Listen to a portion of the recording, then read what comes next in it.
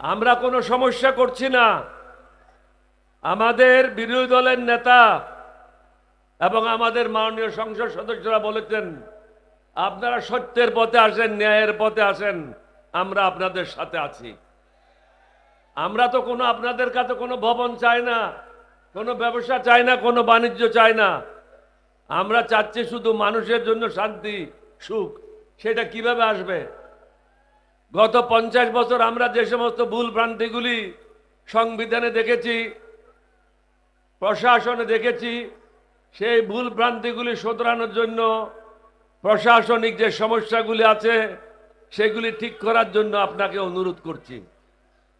আজকে আপনি public service কমিশনে চেয়ারম্যান নিয়োগ দেন, মেম্বার নিয়োগ দেন, এটা দলীয় দৃষ্টিকোণ থেকে নিয়োগ দেওয়া হয়, যার কারণে সে দলের সেবাদাস হিসাবে কাজ করে। একই অবস্থা দুদকে, একই অবস্থা প্রধান বিচারপতি বা বিচারপতিদের।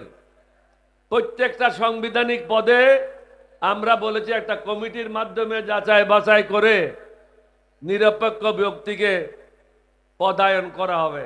আমরা তো বলি না জামাতের নেতাকে দিতে হবে, 11 দলীয় ঐক্য জোটের নেতাকে দিতে হবে। আমরা চাচ্ছি যারা রাজনীতির সাথে জড়িত না, ধানের শিশুরও হবে না, পাল্লারও হবে না, ছাতিরও হবে না, অন্য কোনো প্রতীকের হবে না। বিসমিল্লাহির রহমানির রহিম।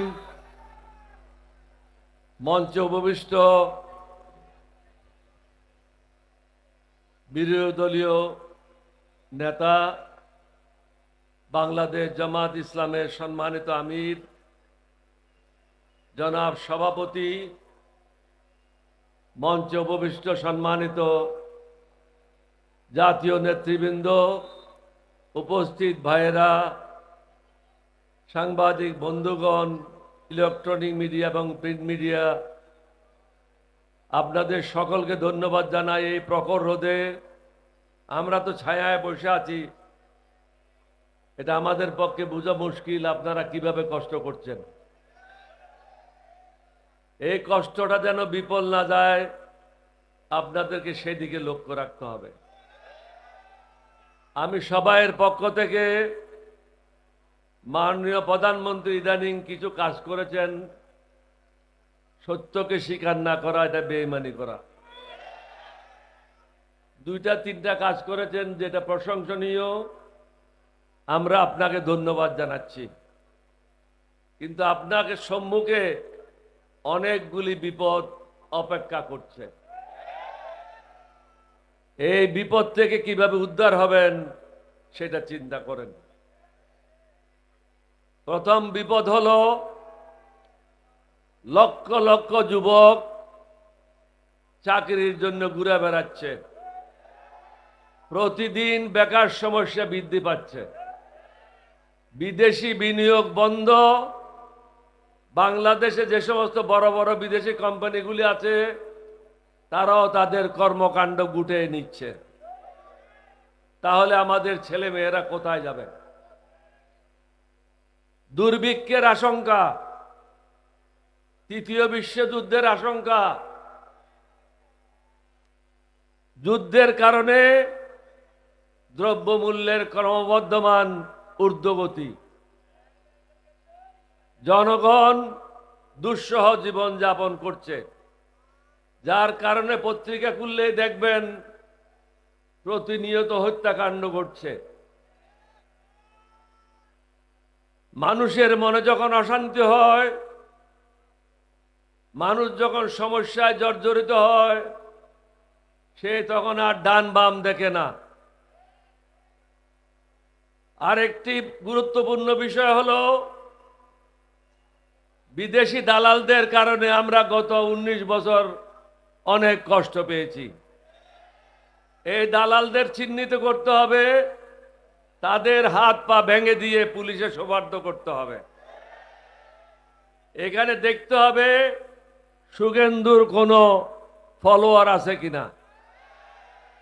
এই গরুটা ক্ষমতায় আসার পরের থেকে বাংলাদেশের বিরুদ্ধে হুমকি দিচ্ছে, যুদ্ধ করব, দখল করে নেবে, এটা তোমার বাপের দেশ, তুমি দখল করে নেবা। আর আমরা যদি বলি আমরা আসাম, ত্রিপুরা, মেঘালয়, 7 সিস্টার সব দখল করে নেব, তখন কি বলবা? আমরা তো সেটা বলছি না। আমরা বলি যে আমাদের ঘরে আমাদেরকে শান্তিতে থাকতে দাও, তুমি তোমার ঘরে শান্তিতে থাকো, তোমার ব্যাপারে আমরা কোনো হস্তক্ষেপ করব না, এটা তোমাদের আভ্যন্তরীণ ব্যাপার। কিন্তু তোমরা প্রতিনিয়ত আমাদের আভ্যন্তরীণ ব্যাপারে হস্তক্ষেপ করে যাচ্ছ। বাংলাদেশকে অশান্ত করার ব্যাপারে ভারত এখন নতুন পদক্ষেপ নিয়েছে। শহীদ রাষ্ট্রপতি জিয়াউর রহমানের সময় কাদের সিদ্দিকী সহ আওয়ামী লীগের অসংখ্য নেতাকর্মী ভারতে আশ্রয় নিয়ে ব্রাহ্মণবাড়িয়া থেকে আরম্ভ করে ময়মনসিংহ পর্যন্ত বর্ডার অস্থিতিশীল করেছিল। এটাকে ঠিক করতে আমাদের অনেক কষ্ট হয়েছে। তৎকালীন ভারতের প্রধানমন্ত্রী, উনার সাথে কথা বলে, উনি খুব ভালো লোক ছিলেন, ভদ্রলোক ছিলেন, উনি এই সমস্যা নিজেই সমাধান করেছিলেন। কিন্তু এখন ভালো লোক ভদ্রলোক ভারতে ক্ষমতায় নাই।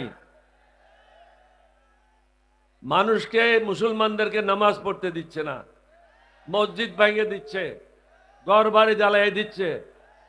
আমরা তো কোরআন মানি, সুন্নাহ মানি, যার কারণে প্রত্যেক ধর্মের মানুষকে আমরা নিরাপত্তা নিশ্চিত করছি। আমাদের দেশে তো কোনো ঘটনা ঘটে না, কারণ আমরা আমার নবীর উম্মত, আল্লাহর বিধান আমরা মেনে চলি। এখানে প্রফেসর মুজিবুর রহমান সাহেব বলে গেছেন, ইংলিশে বলে, পাকিস্তানে যখন আমি বিয়ে পড়ি বিশ্ববিদ্যালয়ে, আমাদের একটা বই ছিল, ওটার নাম ছিল ইসলামিক আইডিওলজি। ওইটার প্রথম শব্দটাই ছিল ইসলাম is a complete code of life. ইসলাম হলো একটা পূর্ণাঙ্গ জীবন ব্যবস্থা। প্রধানমন্ত্রীকে বুঝতে হবে বেকার সমস্যা কিভাবে সমাধান করবে, প্রতিবেশী ভারতকে কিভাবে সামাল দেবে, দ্রব্যমূল্যের ঊর্ধ্বগতি কিভাবে নিয়ন্ত্রণ করবে। উনার দলের লোকেরা যে চাঁদাবাজি করছে, যার কারণে দ্রব্যমূল্য প্রতিনিয়ত বৃদ্ধি পাচ্ছে, বিদেশি বিনিয়োগ আসছে না, তাদের তালিকা প্রস্তুত করে তাদেরকে কিভাবে জেলে নিক্ষেপ করবে, এটা তাদেরকে উনাকে চিন্তা করতে হবে। আমরা কোনো সমস্যা করছি না। আমাদের বিরোধী দলের নেতা এবং আমাদের মাননীয় সংসদ সদস্যরা বলেছেন, আপনারা সত্যের পথে আসেন, ন্যায়ের পথে আসেন, আমরা আপনাদের সাথে আছি।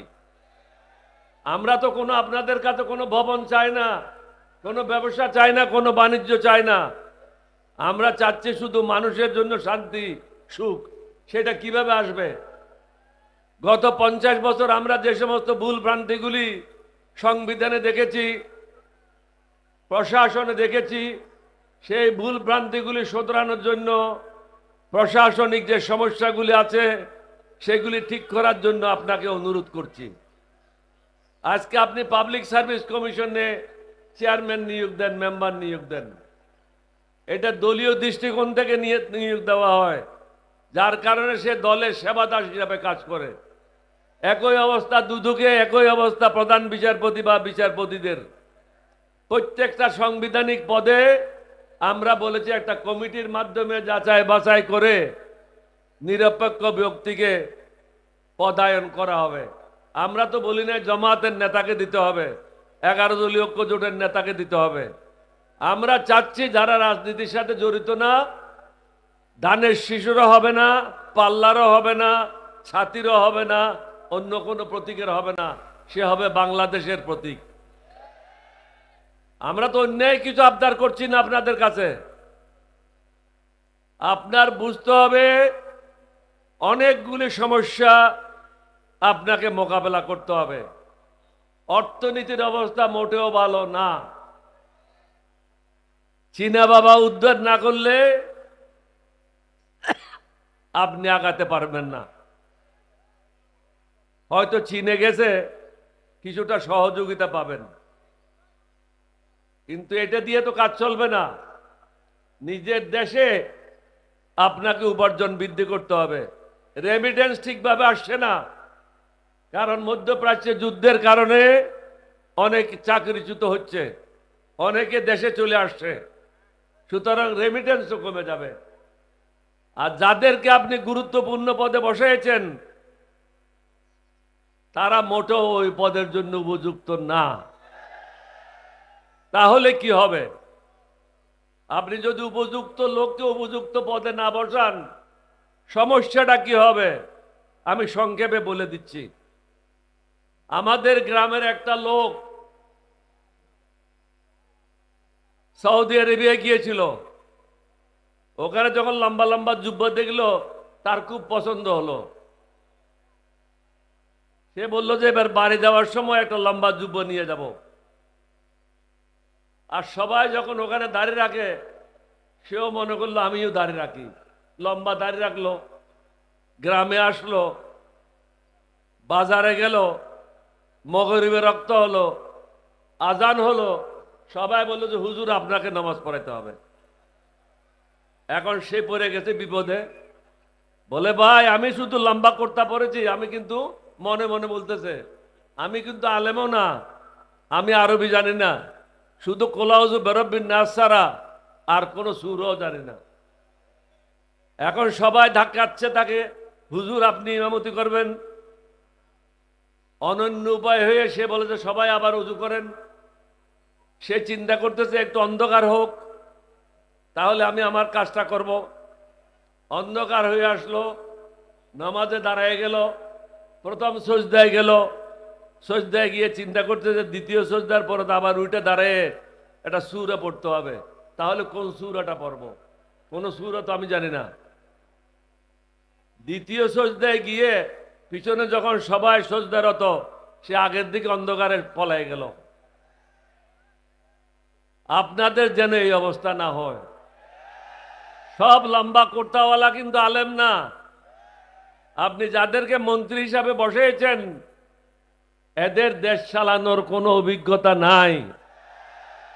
আপনাকে তেল মারবে এবং আপনার প্রশংসা করবে, কারণ সে চায় তার দুর্নীতি করতে। যে সমস্ত ঋণ খেলাপিরা সংসদে গেছে সে কি করবে? দুর্নীতির মাধ্যমে টাকা উপার্জন করে ঋণ খেলাপি থেকে বেরোবার চেষ্টা করবে। স্বশিক্ষিত বা অশিক্ষিত লোকেরা যারা গেছে তারা কি করবে? যা পারো ধরে নাও, আর সুযোগ আছে কিনা জীবনে ঠিক নাই। এই অবস্থায় আপনি নিরাপদ মোটেও না। পাকিস্তানের সাথে চুক্তি করেছেন, চীনের সাথে চুক্তি করেছেন, তারপরে তো আপনি আরো বিপদে পড়েছেন। সুতরাং আমাদের পক্ষ থেকে অনুরোধ থাকবে, আমরা হাতি ঘোড়া কিছুই চাই নাই, আমরা চাইছি কিছু সংস্কার, যেটার দ্বারা আপনি উপকৃত হবেন, আমরা উপকৃত হব। যত দ্রুত সম্ভব সংস্কারগুলি করেন, একদিকে থেকে মুক্ত হন এবং বিরোধী দলের নেতাকে সাথে নিয়ে বাকি সমস্যাগুলি সমাধানের জন্য পদক্ষেপ নেন। রাজশাহীবাসীকে ধন্যবাদ জানিয়ে, বিশেষ করে এই মিটিংয়ের যারা আয়োজন করেছেন, কষ্ট করেছেন, আপনাদের ধন্যবাদ জানাই আমার বক্তব্য শেষ করছি। আসসালামু আলাইকুম ওয়া রাহমাতুল্লাহি ওয়া বারাকাতুহু। আসসালামু আলাইকুম।